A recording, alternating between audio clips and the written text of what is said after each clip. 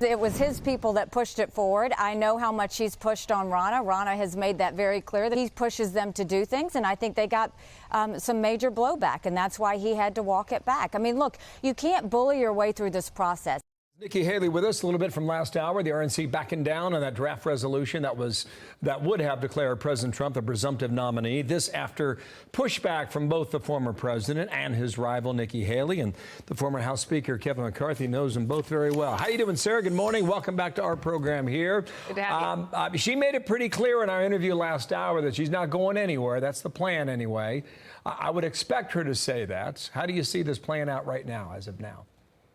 Well, what I see right now, she has a right to stay in the race. But the one thing I would say here is, and the President Trump was right to tell the RNC not to move forward.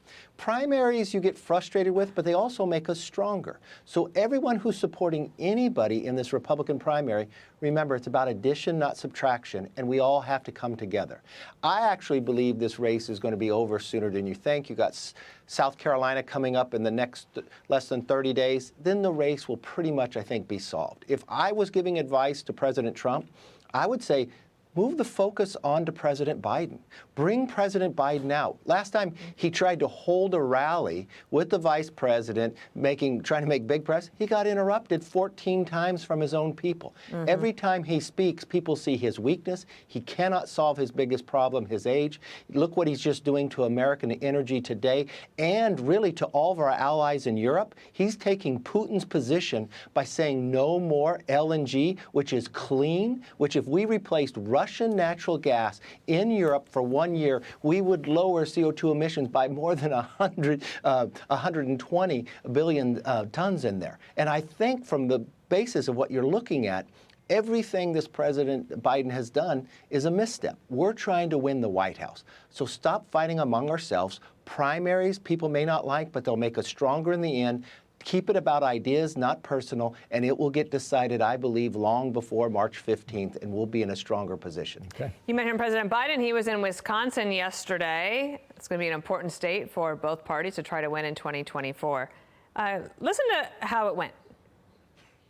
By the way, it used to make beer brewed here. It is used to make the brew beer in this refinery. Oh, Earth Rider, thanks for the Great Lakes. I wonder what it's called. Now, I don't know if that was just a light moment. I'm not sure. But when you say that President Trump should draw him out on the campaign trail, is that what you're talking about? That's exactly what. When I would negotiate the debt ceiling with the president, I would have a press conference 3 times a day, and he'd put a lid on it. If I was President Trump, I would stop talking about Nikki Haley. I would just talk about the issues, and I would challenge President Biden every day to a debate. Anytime he sets the stage where he's not getting even asked a question, he shows his weakness. He shows he's not up for the job. So keep the focus off us. Put the focus back onto this president. He has the lowest numbers of anybody running for re-election since Jimmy Carter. This is what the race is about. It's not with one another. Make us stronger. President Trump needs Nikki Haley's votes, and Nikki Haley needs President Trump's votes if we're going to be able to win this race. He was in Wisconsin for a reason, talking about infrastructure, right? But that's not what came forward. That's the point. No matter what he went to talk about, he lost his whole point of why he was there, and this is the clip people are playing. I was going to say he had a bridge to sell. I mean, literally. There was this investment of $5 billion in this bridge that connects Wisconsin and Minnesota. He's got a chance to brag about that. GDP yesterday, 3.3%. Nobody saw that number. I just wonder, like, underneath all this stuff, is the economy better than people think, or is there a trap door under there? It all comes down, you can take whatever data you want. It's how do the American people feel? Can an American right now buy a house? No, they can't with this interest rate. Can they buy a car with this interest rate? No. Can a small business go get a loan? You may think it's better, but if you go to the local banks, it's 12% interest. So things are not happening. Are you feeling a border that's not secure? Massachusetts, there's not one Republican in Congress from Massachusetts, and they have a state of emergency based upon the southern border. And the president is in a fight with the governor of Texas because he wants to secure his own state? New York City says the biggest challenge is immigration. Illinois governor says stop sending me illegal immigrants coming through. And it's Denver, all created by his administration. It wasn't a bill passed in the House or the Senate. It was simply a new person put into the White House. The same thing would go if you look at foreign policy. When President Biden took office, Iran was only producing 400,000 barrels a day.